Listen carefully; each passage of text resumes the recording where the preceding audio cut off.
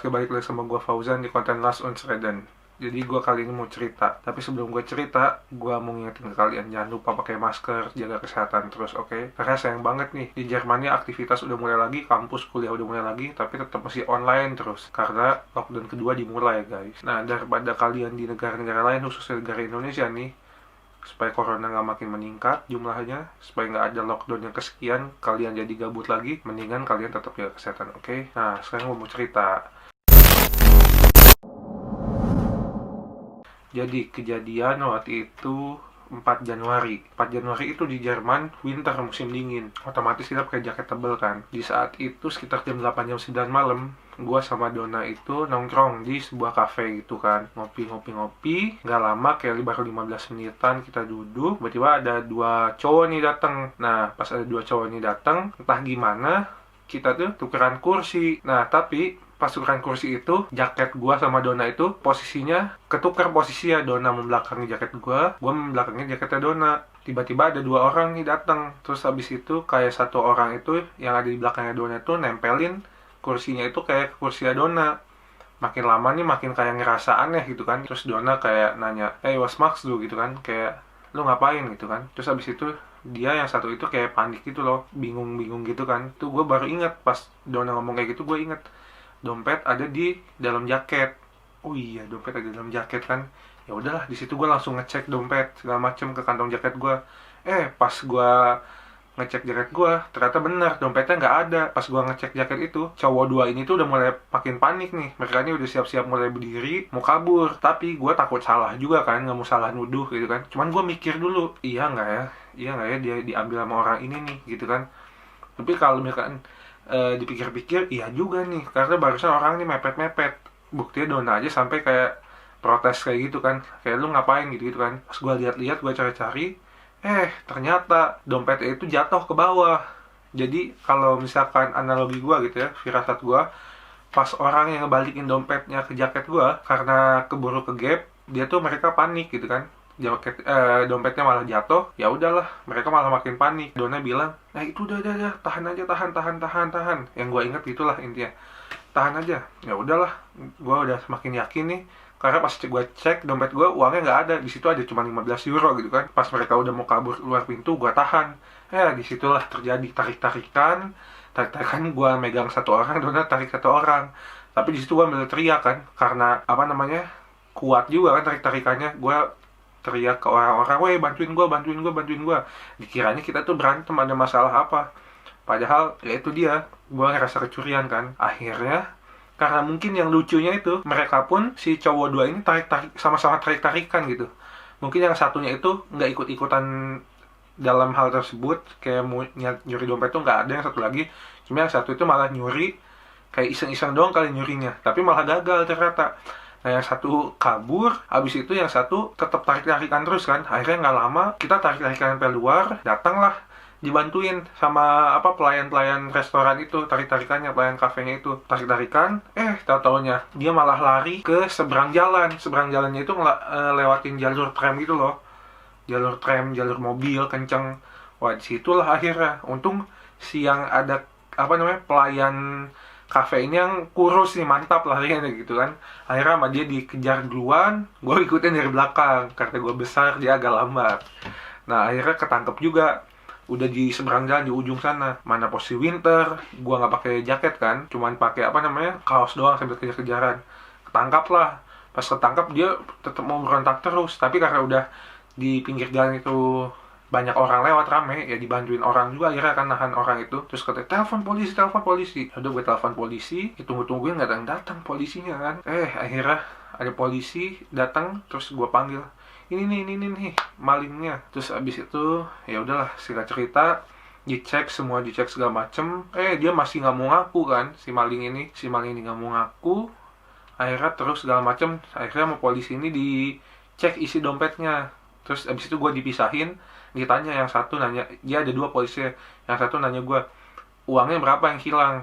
15 euro. Uangnya bentuk pecahan berapa? 10 sama 5 euroan, kata gue gitu kan. Terus kata polisinya, "Oh, bentar ya." Terus dia ngomong kayak sama temennya, mungkin ngasih tahu, ini pecahannya 10 sama 5 euro nih, gimana 15 euro. Pas bener, pas dicek di dompetnya si pencuri itu, bener ada duit gua yang 10 euro sama 5 euro itu pas jadi kan.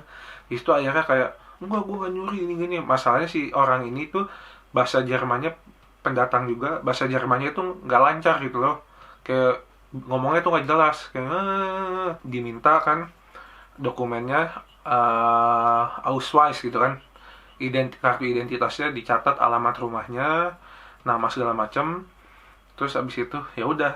Nah, uniknya di Jerman, kalau pencuri itu terduga itu, tersangka itu, berarti kalau tersangka itu belum pelaku kan. Nah, tersangka itu nggak main dibawa ke kantor polisi langsung ditahan gitu, nggak. Cuman semua alamat dicatat, namanya catat, abis itu ya udah disuruh pulang, dibebasin gitu. Gue balik lagi masuk ke dalam restoran, ngomong sama Dona, orang pada udah ngeliatin tuh, nanya kenapa segala macam. Habis itu polisinya nyusul kita ke dalam karena dingin kan, kata dia udah kita ngobrol di dalam aja. Ke dalam ngobrol.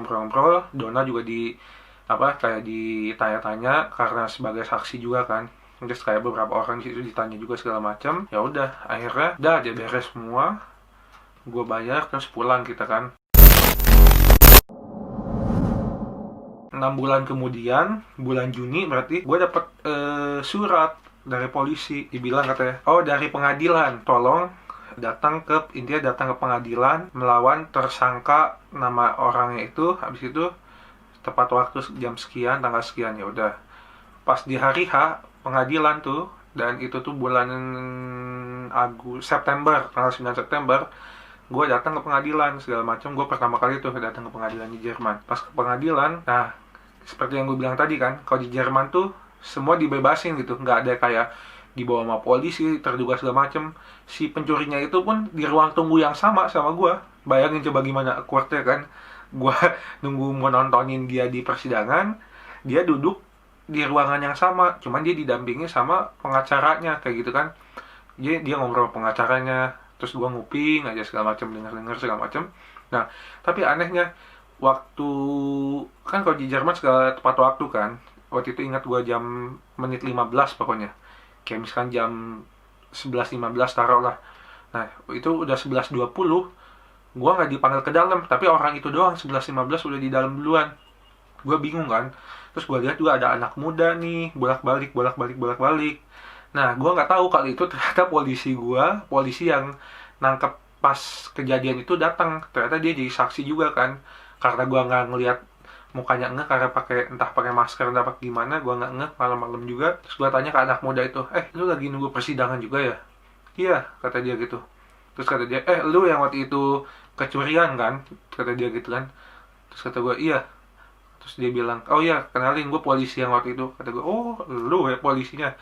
Akhirnya kita tungguin, kita nunggu sama-sama. Terus kita lihat juga di pintu, kok nama kita yang sebagai saksi gitu jatuh hitungannya nggak ada nama kita gitu kan. Akhirnya kita ketok aja karena kita yakin itu ruangannya. Ternyata sidang udah mulai. Terus kita masuk kan, pas masuk kita bilang, oh nggak, polisi yang bilang, wakilin gua, kita kok nggak dipanggil ya, nama kita nggak ada di depan, padahal kan ini harusnya kita sebagai saksi segala macam kan.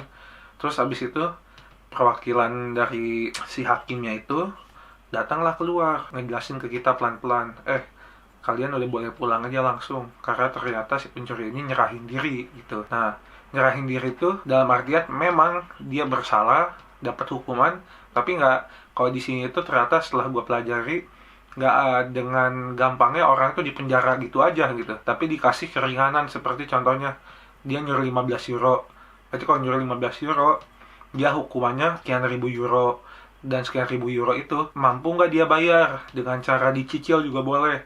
Kalau mampu bayar dengan dicicil, ya udah dia nggak perlu dipenjara gitu, tapi dia dapat istilahnya dapat hukuman dengan cara membayar cicilan itu gitu kan, sejumlah sekian ribu euro kayak gitu. Nah akhirnya ya udah, singkat cerita gue pulang. Ya udah deh, sampai saat ini gue belum dapat kabar lagi, masih nunggu lagi nih gimana kelanjutannya. Tapi sayangnya 15 euro gue belum balik-balik nih. Kata polisi harusnya bisa balik 15 euronya, lumayan kan buat jajan doner kan sama boba. Sampai saat ini juga belum ada kelanjutannya, gue masih nunggu. Karena yang gue dengar dari temen gue sih, kalau di Jerman bisa gitu. Jadi permasalahan tuh kayak kasus pencurian gitu, ada yang bisa sampai 2 tahun, ada yang bisa sampai 5 tahun, 10 tahun.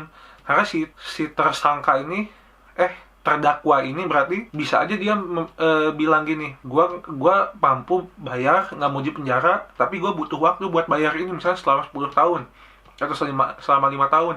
Itu bisa di approve sama pengadilan di Jerman gitu. Jadi dia ya udah bebas selama 5 tahun, tapi dia mesti tetap terus bayar cicilan dendanya itu, tapi dia nggak perlu di penjara kayak gitu. Nah, bisa jadi dalam hal ini juga kayak gitu yang terjadi sama dia itu. Nah, cuman gue mau tahu aja, ada beberapa juga yang bilang katanya kalau gue menang pengadilan, persidangan, gue dapat kayak suatu tunjangan, hadiah lah bisa dikatakan, karena waktu gue sudah terbuang buat datang ke persidangan, misalkan ongkos ini itu bisa diganti sebenarnya katanya. Gue bisa dapat sekian ribu euro, tapi gue nggak tahu, gue terserah sih.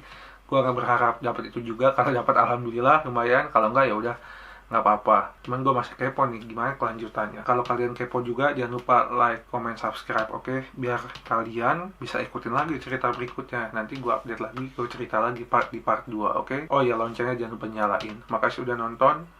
Sampai ketemu di video berikutnya. Last Unseren.